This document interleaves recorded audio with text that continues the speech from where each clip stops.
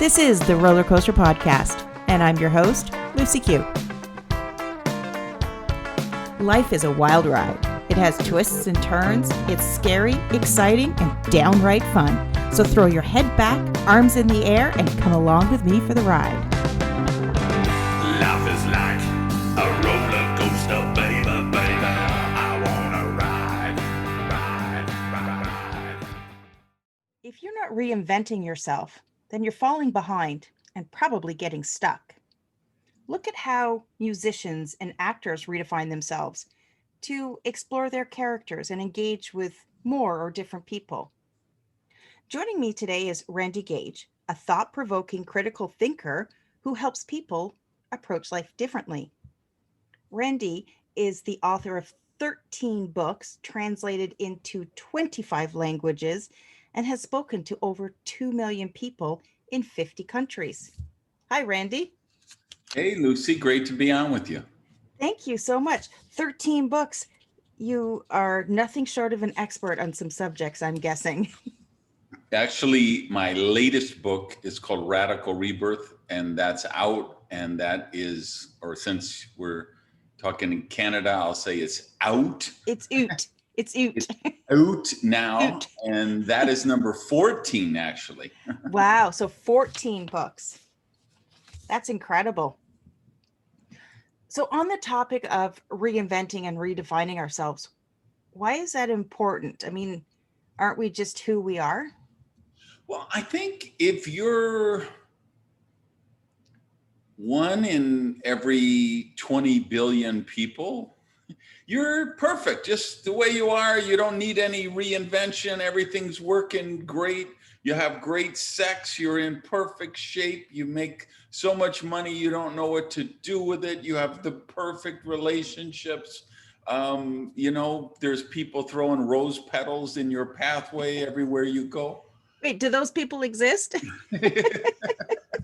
Right? But if you're not one of those people, I think that's the challenge of life, the joy of life, the blessing of life is that we do get to continually reinvent ourselves or recreate ourselves. And that is, let's be honest, there are people who are reinventing themselves in a not very positive way, unfortunately. Maybe they're in the thralls of drugs or alcohol or some other addiction, and it's bringing them lower, or they're just buying into all of the culture wars and social media, Twitter mobs and mind viruses out there, right? But ideally, we're working on becoming the highest possible version of ourselves, and that's going to involve reinventing ourselves. And you're not talking about pretending to be something that we're not and being fake. It's more about that self-exploration and uncovering new sides of who you are. Yeah, it's like I do this, I call it the Prosperity Unchurch. It's a lesson, like a service I'm doing every Saturday morning. And the one I did this week was on goal setting. And one of the things I think the kind of goals you want to set are first goals that empower you, right? So if you set a goal to be fluent in French, like we were discussing before we went online, right? That's an empowering goal, because if you achieve that goal, you will become a better person. You'll have a better life. There'll be couple billion more people, or at least hundreds of millions more people you can communicate with in their native language. You'll grow your brain synapses and create new neural pathways, and you'll have achieved something of worth, and you'll feel better about yourself. There's a lot of empowering things that come when we set the right goal. And the other goal that I was talking about with the people on my broadcast was goals you set that you can't achieve as the person you are right now. And those are that's where the breakthroughs live, right? So if we set a goal that we know, hey, I don't have the skill to do that. I don't have the emotional maturity to do that, or I don't have enough, I haven't acquired enough knowledge to do that, but you know it's doable, then you can, you know, that goal sets you on that path. And that's again a path to a higher version of yourself. And to me, I don't know, at this stage of my life, I'm, you know, the horizon in front of me is probably closer than the one behind me, probably, right? Um, so that's the kind of stuff that lights me up is, you know, because yeah, I made some money. I drove some flashy cars. I had some nice houses. I've done that stuff. And at this stage of my life, that doesn't beckon me like it did when I was a kid. Now I'm looking for something more significant, and those kind of goals do that. So, over the course of your life, how have you reinvented and redefined who you are? In this new book, Radical Rebirth, I wrote it because, of course, I needed it. You know, I needed to figure out what I was thinking. So I wrote the book for me. And then, of course, I'm allowing other people to sneak peek into my journal. But, you know, that's why I think all authors really write books. So it took me writing that book to realize, to kind of crystallize my thinking that for people who don't know my story, I was in jail at 15 years old for armed robbery and burglary, and was a teenage drug addict, teenage alcoholic. And I had to, and I got to recreate myself. And I'd love to say, and that was it. And I snapped my fingers, and then everything was magic and perfect the rest of my life. But of course, it didn't really work out that way. But there were other situations in my life where I had my business seized by the IRS and auctioned off for taxes that I couldn't pay when I was like 30 or something. And, so I'm sitting there at that point, $55,000 in debt, which at that moment might as well be 100 million right now. Right. And no job, no car, no credit cards, no savings, and just like, what do I do with my life? And that led to another recreation. And so my friends now will joke is like, well, I think Randy's on his fourth midlife crisis, or is this his fifth midlife crisis? I haven't, I lost track. Which one is he on again? And they think they're trolling me when they do that. I love to hear that. I'm hoping I have another 5 midlife crisis before I'm done with this thing, right?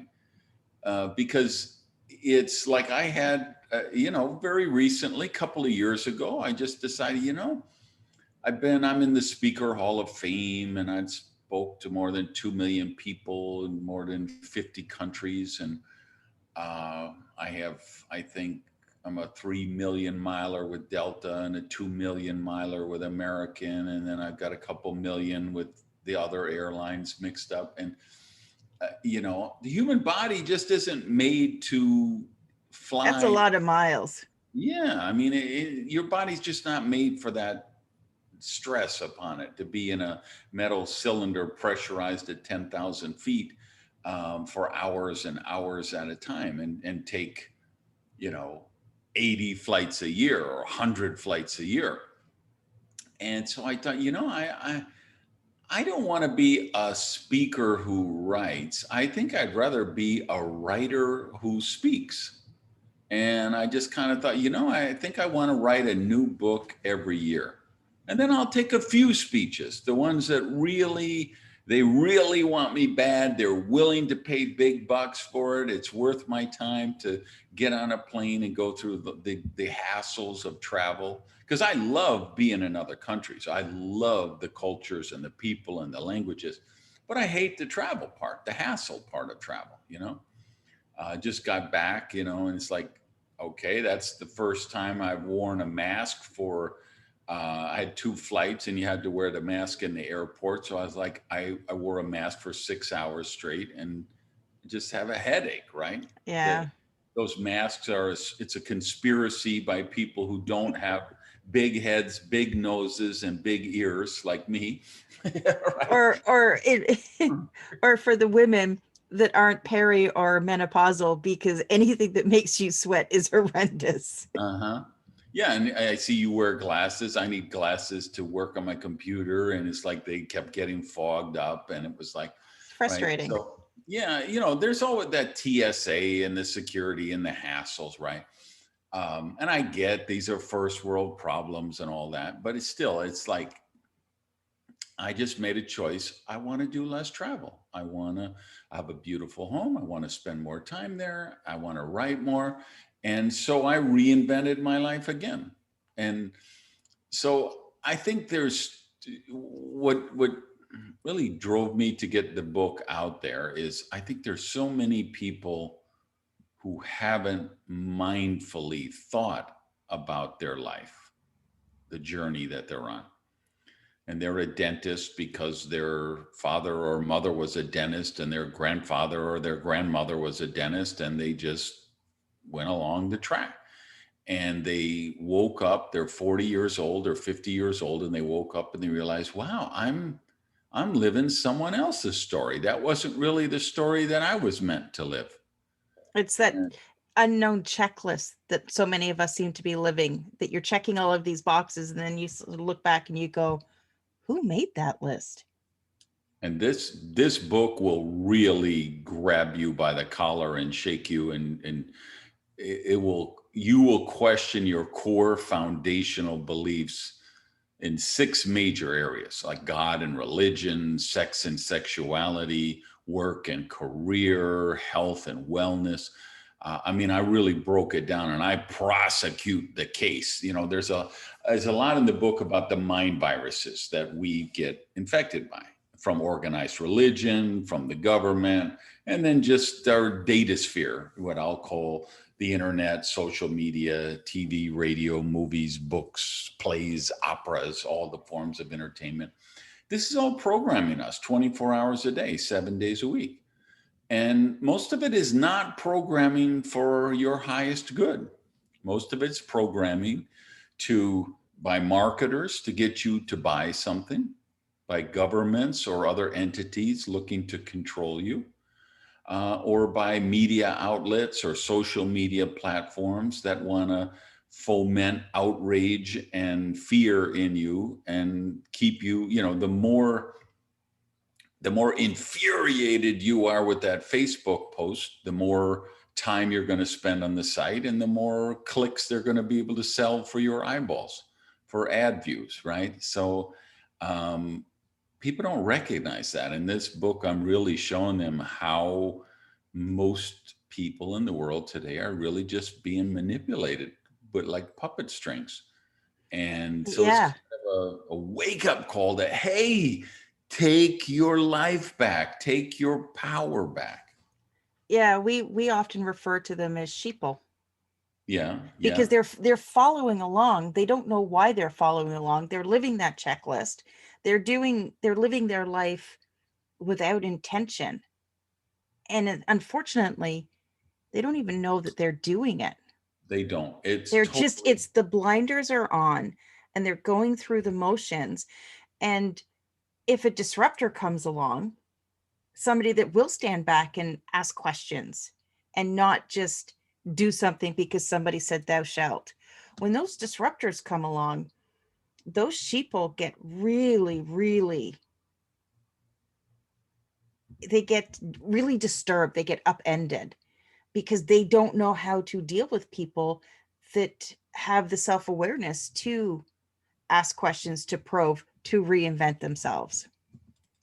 yeah. And I'm just shocked at, and this is why I say I prosecute the case in this book, because I find that most people, when you show them their belief is a bad premise, they will say, oh, okay, well, then I get that, but this is an exception.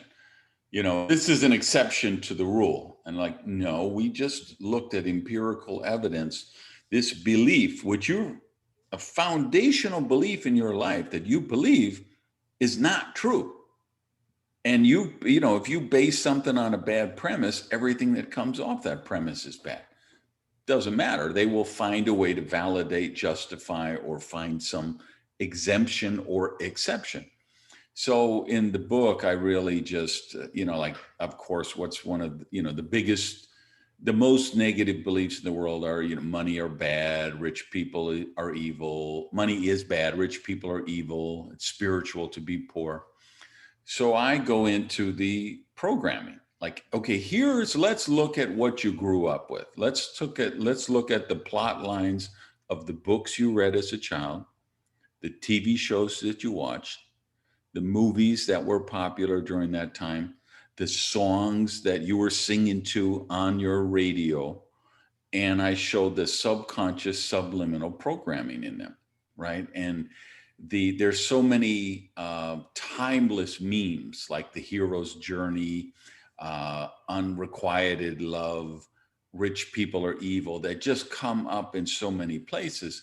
And so then okay, so let's look at movies, okay, Spider-Man, Batman, Star Trek, and I give you a list of 60 of the biggest, most popular movies in your timeline, whatever generation you are. Whether you're a baby boomer or a global, I can show you the entertainment, the data sphere of your time, how the programming is coming across. Money is bad, rich people are evil, it's spiritual to be poor. If you have to be successful in business, you got to exploit people. If you want to be successful in the corporate world, you've got to be a horrible parent, right? I can just show you chapter and Like, is that the 80s you're talking about? Everyone, 80s, I say, okay, so that's Dallas and Dynasty. Okay, right?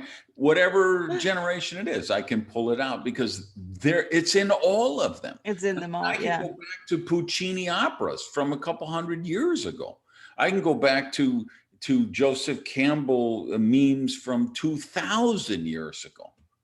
And we can find this, we can go to Romeo and Juliet, we can just, like I say, chapter and verse every generation. And that's what kind of wakes people up. They realize, okay, I really did have subconscious programming that I didn't even know was there. And it's causing me to self-sabotage my life. And those beliefs that are programmed into us, they are quite often based on somebody else's narrative. Only about 99.99999%. Yeah, but we don't realize that. They're truths that we tell ourselves, that it's not until someone like yourself with your book causes us to take pause. Right. And so actually question, why do I believe what I believe? Yeah, you fall in love at 24 and you decide to get married. So you're getting together with your fiance, and it's like, what do you think about kids and how are we going to raise the kids and and you think you're formulating your belief about marriage. But your belief about marriage was formatted and cemented when you were 7 years old by your parents. And if they bickered all the time, if one was abusive, if one cheated on the other, that is the foundational belief you have about marriage and relationships. And you don't consciously set that intention when you're 7 years old. It just happens. It's programmed into your subconscious mind. And so when you're 24 and you think you've got free will and you're making these rational, logical discussions with your fiance about what your marriage is going to look like, that's not the case at all. You're just echoing whatever belief you developed at 6 or 7, and your partner is echoing the belief that they developed at 6 or 7. And if you come from crazy dysfunctional family and they come from crazy dysfunctional family, you're going to have a rodeo on your hands. You're going to have a circus on your hands, right? Unless and until I come along with my book, or you get mental health counseling, or like me, it took me like 11 negative relationships in a row before I finally had to say, man, all these crazy dysfunctional people I've been with, is there one person who was always at the scene of the crime?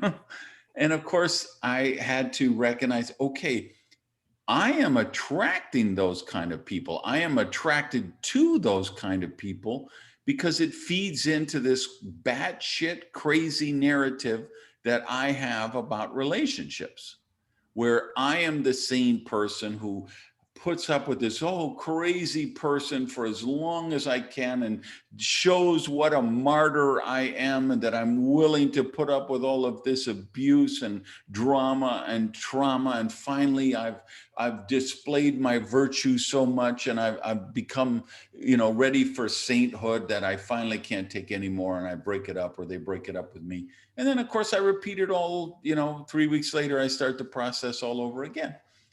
And it took me 4 years of counseling with a therapist to recognize, wow, of course I'm making all this stuff happen over and over and over again.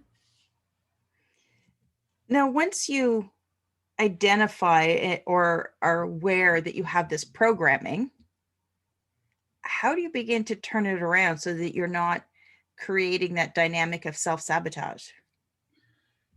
Yeah, so it all starts with the programming. So what you got to do, and this is late in the book, I'll show people how to reverse engineer the process, right?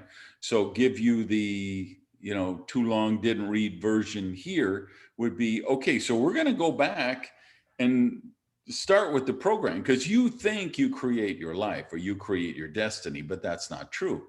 You create your daily habits, and then your daily habits create your life, right? You show me what you do every day. What kind of food do you eat? What kind of shit do you drink? Do you exercise or not exercise? Do you give yourself enough sleep? Do you have healthy, empowering relationships or toxic, dysfunctional ones? Do you do work that has meaning, or, slave away at a job you despise? All these daily actions you take, and that's what's determining your life, right? So we have to reverse engineer. We got to back up and go all the way back and say, okay, let's start with the programming. We got programming that marriage was supposed to be two people bickering and cheating on each other all the time. We can recognize, wow, that's a belief that I got when I was 6, 7, 8 years old. It's toxic, it's dysfunctional, and it doesn't serve me. I've got to replace it with an empowering belief. An empowering belief that two people can work out their differences. They both can be emotionally mature. They don't have to be needy to need another person to feel whole. They can have this healthy relationship. So now we got to say, okay, we've got to change the programming. If we change the programming, and this will be the books we read, the podcasts we listen to, the blogs we go to, who we follow on social media, the TV, movies, opera, play, all of that stuff. But most importantly, the people around you, right? Because they're the biggest one. Your Jim Rohn used to say your income would be the average of the 5 people you spend the most time with. I expand that out and say your whole prosperity, your health, your marriage, your relationships, all of that will be the average of the people you spend the most time with. So we'll change the beliefs, we'll change the programming, and that changes the belief that, no, I really am worthy, and I do deserve to have a joyful, healthy, fulfilling relationship. I deserve to be healthy and happy and prosperous. So when we change our beliefs, now we're going to change our actions, our daily actions, right? And when we change our daily actions, we change our results. So it all begins with recognizing that negative belief that's at the core of it. And that's why I could say in the book, and I've got a lot of excerpts from the book on my blog at randygage.com that people can look up and just check out and see what I'm talking about. And I talk about that. I have a podcast also, Power of Prosperity podcast. So you podcast peeps, I'm talking about this stuff all the time on that every week. And you'll see, wow, okay, I can see this 6 main areas, and I can identify, because you might have 3 areas that you really have a good solid belief. Maybe your parents had an amazing marriage and they loved each other and were healthy, and they set a great example for you. So you've got a core belief on marriage and relationships that's healthy. But maybe you were programmed by religion that you were born a sorry sinner. You're not meant to be happy here. You're supposed to be happy in the afterlife, or you're supposed to be reincarnated 120 times before you reach happiness, and you're only on lifetime number 92.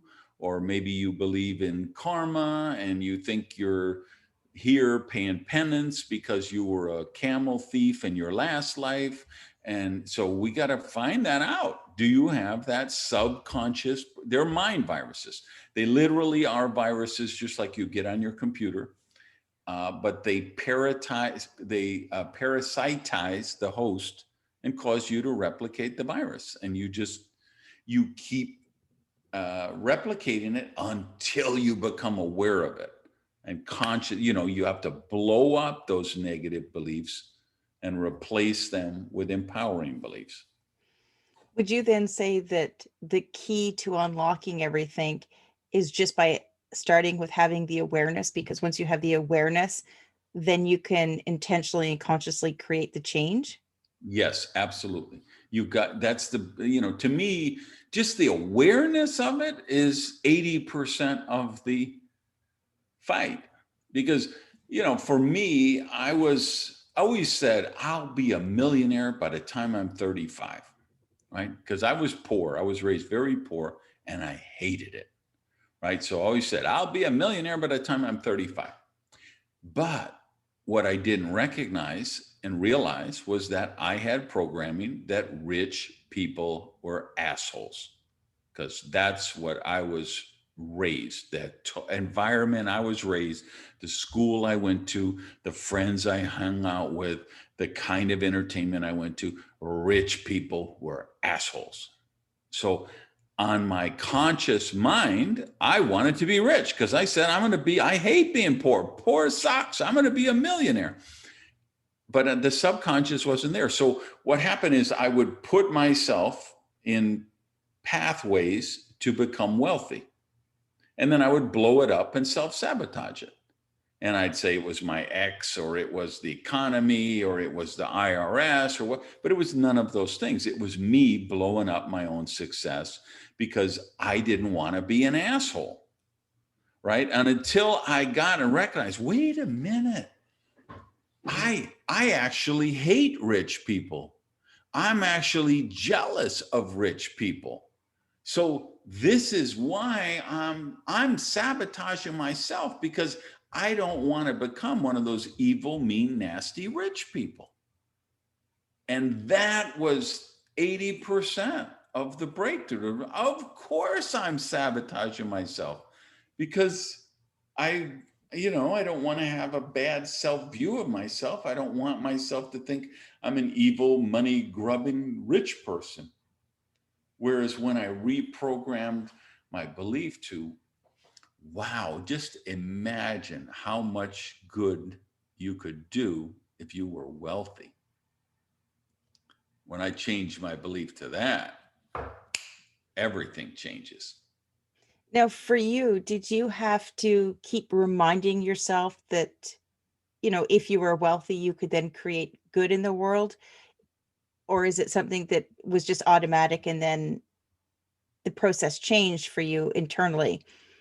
Or did you I have some sort of affirmation or something that you kept repeating? I had affirmations I repeated. I read them out loud. I wrote them down in my journal. I carried a rubber band on my wrist. And then every time I had a bad thought, I'd snap the rubber band. Then I just moved to a tap, because that was the first 30 years of my life. I expected bad things to happen. I expected the other shoe to drop, right?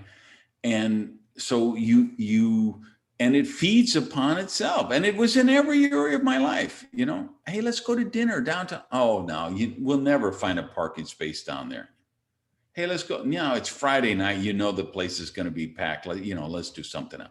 Just whatever you brought up, instant, knee jerk. Don't even have to think about it. I always had the negative reaction because it was pervasive, my mindset in every area of my life. And so I had like a billion times had to remind myself and change myself.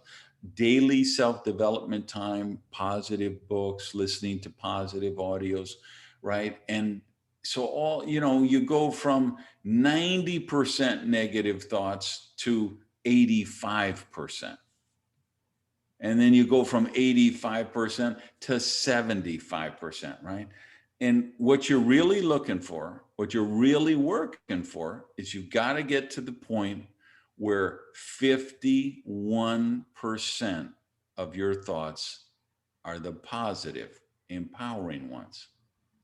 And you're still going to have 49% negative ones, right? There's still just, hey, there's this new company and the stock is available. Stock's only trading at $8 and they've got a patent for this and a patent for that and really solid management and they're well-funded and they, and your first thought is going to be, oh, if it was any good, I'm sure the other people would have the stock already, right? But if you get to 51%, it'll turn into 52%. And it'll turn into 53%. And once you're over to 51, you're over the hump.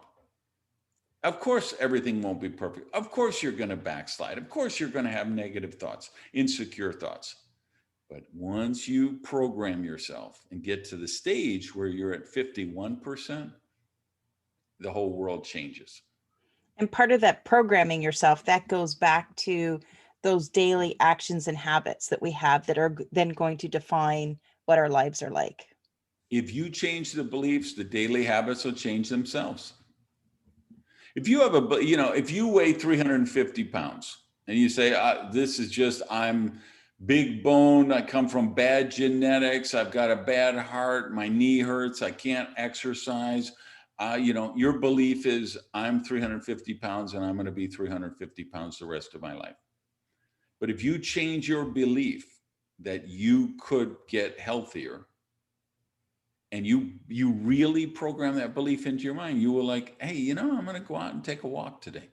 And you'll start with a 5-block walk every day. And next thing you know, it'll be a 2-mile walk. And a year later, it'll be jogging half a mile. And, 2 years later, it will be you're training for a marathon or something. I mean, it's incremental and it'll happen, but it'll only happen if you change the core foundational belief.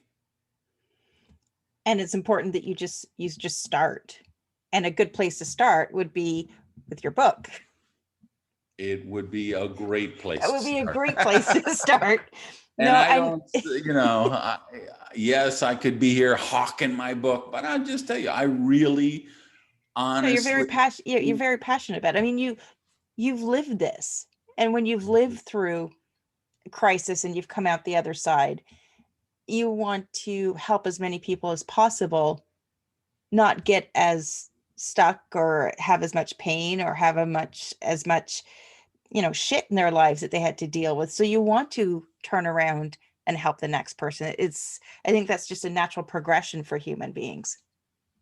It is. And I really am passionate about the book because I do believe it will call to people. It'll call to their higher self that they can, and there'll be a lot of people who will hate the book at first because I'm going to challenge their core foundational beliefs about God, religion, government, health and wellness, sex and sexuality, so many things that they've never questioned, never, right? And so they might start off hating me for the first 3 chapters, but they'll be like, I'm going to keep going because I don't know. Give them a chance. something's speaking to me. I don't know what it is. I think this guy is crazy, but he's full of shit. But, but they'll get to the point of realizing, wow, this is the first person in my life who loved me and respected me enough to tell me the truth about everything. And I'm not anti-religion. I'm not anti-God. I'm not anti-government. I'm just like, let's get to whatever beliefs you get there that you get to. Let's get you there where you mindfully chose them. You didn't just adopt them because of programming that you weren't aware of. So if you're a member of the Church of Jesus Christ and the Latter-day Saints, and you read my book, and at the end of the book, you're still a member of the Latter-day Saints, great. Then I still did my job, right? Or if you come in as a Catholic and you come out as an atheist, great, I did my job. If you come in as an atheist and you come out as a Catholic, great, I did my job. My job is just to get you to think about it, to really mindfully to question the premise and do the critical thinking, and then reach your conclusion based on that. That's my only objective of the book, is I want you to live the life you were meant to live. Not the life your parents mapped out for you, not the one your guidance counselor mapped out for you, or your coach mapped out for you, or your mentor mapped out for you, the life that you mapped out for you. Now, Randy, I know you mentioned your website earlier. Can you just share that again? Because I'm guessing that's the best place for people to connect with you.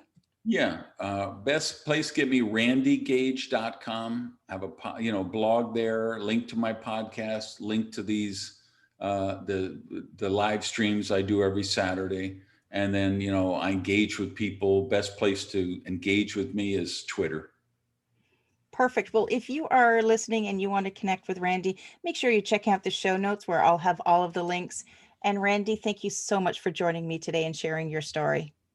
Hey, Lucy, thanks.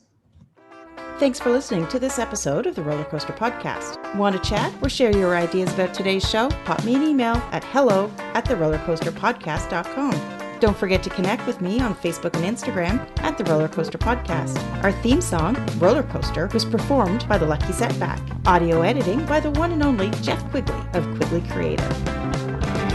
Life is like a roller coaster, baby.